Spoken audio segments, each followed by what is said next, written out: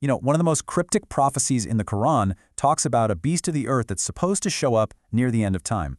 But what if this beast wasn't a beast at all? We're about to dive into this really fascinating ancient dialogue that offers a completely unexpected take on this whole thing, basically turning what we thought we knew right on its head.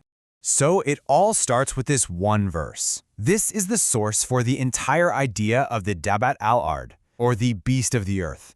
For centuries, this powerful, mysterious prophecy has kicked off so many different interpretations. But what if we've been looking at it all wrong this whole time? Right, so the big question is, what is this creature? Is it a literal monster? Just a symbol? A sign of something else? Well, the ancient dialogue we're about to unpack takes this question and gives an answer that is, well, it's as profound as it is unexpected. So our source is this conversation where someone is asking for an explanation, but the answer they get is anything but simple. Let's kind of peel back the layers of this really cryptic exchange. Okay, so right off the bat, the person being asked, Amir al-Mu'minin, doesn't give an answer. Instead, he gives a warning. He asks, "You leave it?" It's almost like he's saying, "Are you sure you're ready for this? Do you really want to know?" It's a huge signal that we're about to get into some really deep and challenging stuff. After getting pushed for an answer, the speaker drops the first bombshell. Forget the monster, forget the claws and fangs. This so-called creature is described as someone who eats, goes to the market, and marries. All of a sudden, this prophecy isn't about a beast, it's about a person. But hold on, this is no ordinary person. They're described as being like a pillar of existence, someone who literally brings stability and peace to the entire earth. And they're also given these four really significant titles: Siddiq, which means the truthful; Faruq, the one who separates right from wrong; Ra'iz, the chief; and Zukam, the one who purifies. I mean, this is a figure of immense spiritual importance. Okay, so you can imagine the person asking is like, titles are great, but I need more. And that makes sense. So the speaker switches gears and starts building a case for this person's identity using evidence straight from the Quran. Let's see how these clues stack up. All right, clue number one identifies this person as a witness who recites the scripture. So we're not talking about just anyone here. This is someone who is intimately connected to the divine message, a central character in the whole story of Revelation.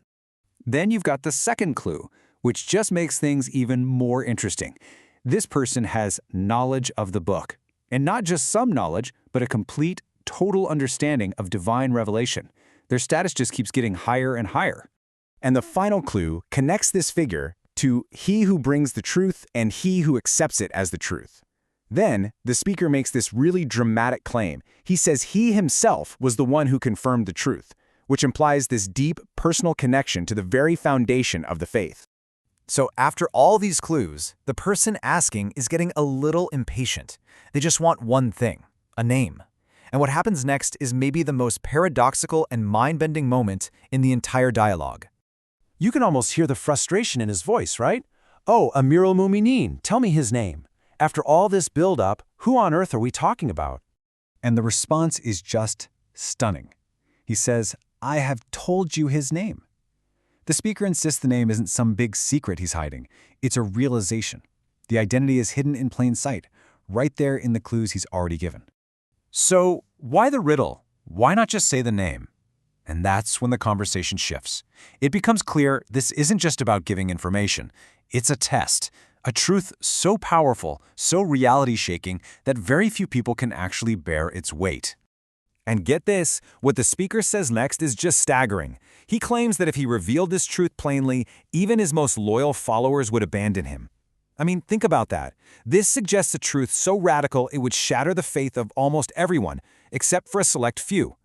So who are these select few? Who are the people who can actually handle this kind of knowledge? Well, the text tells us that only 3 types of creation have the capacity to accept this incredibly difficult truth. So you've got 3 categories. First, an angel of the highest station. Second, a prophet of high rank. And the third, a believer whose heart has been specifically tested and prepared by God. Yeah, this isn't information for the masses. It's clearly reserved for a very select, spiritually elite group. So, in the end, the dialogue doesn't really give us a final meat answer.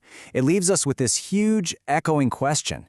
What truth about a person, a prophecy, and faith itself could possibly be so profound, so challenging, that only the most tested souls could ever hope to bear it?